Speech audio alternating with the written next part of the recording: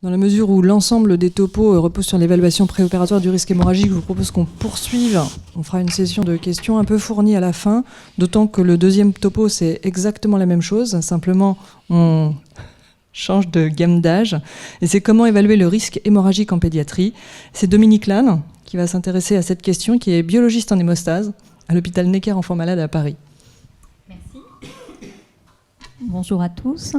Donc nous allons voir les spécificités pédiatriques de l'évaluation du risque hémorragique en préopératoire.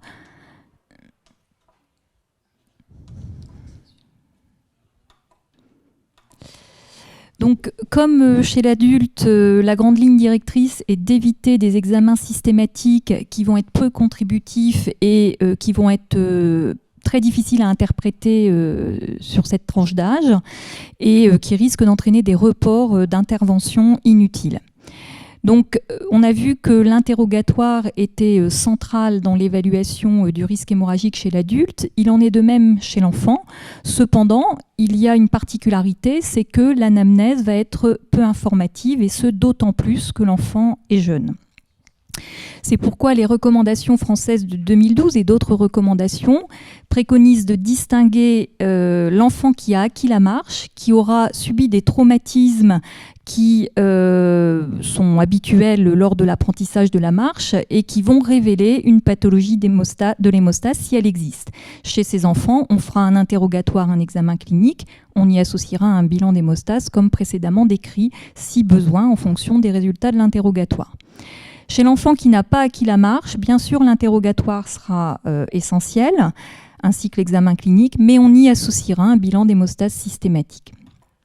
L'interrogatoire sera ciblé sur des signes spécifiques comme l'hémorragie à la chute du cordon, une bosse sérosanguine, des hématomes post-vaccination et puis bien sûr les antécédents hémorragiques familiaux qui peuvent être très informatifs et notamment la notion de consanguinité qui va favoriser l'expression d'anomalies congénitales. Est-ce qu'il existe des scores hémorragiques chez l'enfant qui permettent de standardiser cet interrogatoire?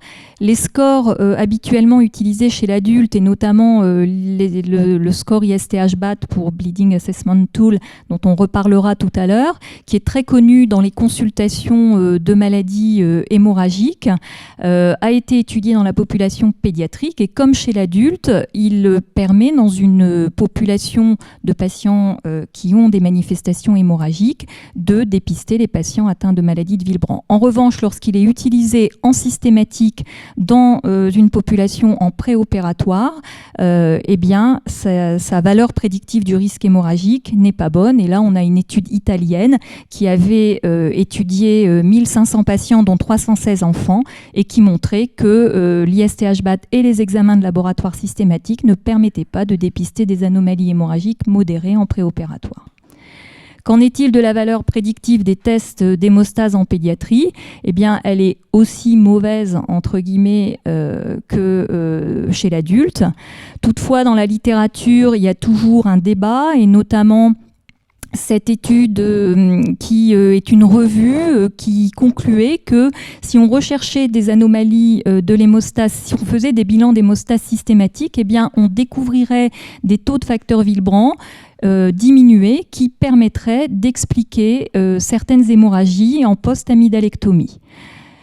Pour répondre à cette problématique, il y a une grande étude américaine portant sur 1400 enfants qui a été publiée en 2020 et qui montre qu'en fait, il n'y a pas de lien entre ces taux faibles de facteur Willebrand, c'est-à-dire un taux de facteur Willebrand entre 30 et 40%, et les manifestations hémorragiques en post-amydalectomie.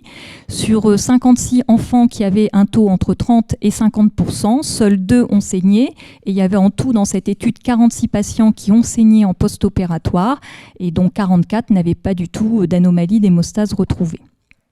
Donc en gros, les tests d'hémostase réalisés en systématique ont une mauvaise valeur prédictive du risque hémorragique en pédiatrie également, et ça confirme, enfin c'est ce qu'on avait montré dans une méta-analyse réalisée en 2015.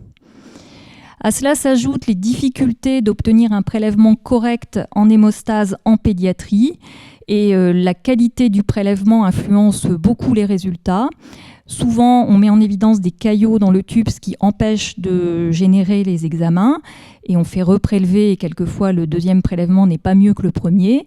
Et puis, on peut aussi avoir des préactivations du prélèvement, où là, c'est très difficile à dépister, qui vont conduire à des examens faussement normaux ou faussement anormaux. Donc, dans cette population en particulier, il faut éviter les examens inutiles.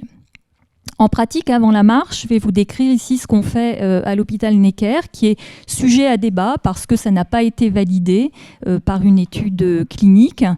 Donc, avant la marche, chez l'enfant de plus de 30 jours, on fera les plaquettes, le TCA et le TP. L'avantage du TCA, c'est que c'est un test global qui est sensible à la plupart des facteurs dont le déficit expose à un risque hémorragique. La valeur ajoutée du TP n'est que le dépistage du déficit en 7, mais le déficit en facteur 7 a une prévalence très faible. Donc, on considère que d'un point de vue médico-économique, le TCA est suffisant. En pratique, on connaît les limites de nos tests et parfois les limites de sensibilité du TCA, donc on préfère y ajouter le TP. On fera des examens complémentaires en fonction du résultat des tests globaux et puis bien sûr, indépendamment du résultat de ces tests globaux, si l'interrogatoire a évoqué une anomalie de l'hémostase. Chez l'enfant de moins de 30 jours, on fera les plaquettes. Plutôt que le TP, on fait le facteur 2, 5, 7 et 10 parce qu'il a été montré que le TP, les premières semaines de vie, avait une mauvaise corrélation avec le taux de facteur de la voie exogène.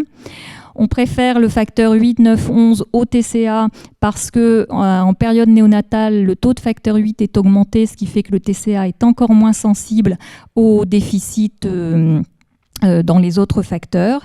Et puis là aussi, on ajoutera des examens complémentaires qui seront également en fonction de l'interrogatoire. Une fois qu'on a fait ces tests, il faut savoir les interpréter et connaître les valeurs de référence adaptées à l'âge et les variations physiologiques de l'hémostase. Et notamment, le facteur 8 et le facteur Willebrand doivent être augmentés à la naissance. Les taux de facteurs 5, 13 et fibrinogènes sont normaux à la naissance. En revanche, les taux des autres facteurs de synthèse hépatique sont diminués. Ils vont être corrigés en général dès l'âge de 3 mois, plus tard s'il y a une prématurité, mais en principe à 6 mois, tous les facteurs sont corrigés. Le facteur 9 peut mettre un petit peu plus de temps à atteindre les valeurs de référence adulte. Donc en conclusion, l'évaluation du risque hémorragique préopératoire est difficile chez l'enfant. Il faut connaître les difficultés d'interprétation et de réalisation des tests. Et donc, il faut encore plus que dans d'autres populations ne pas faire de prélèvements inutiles.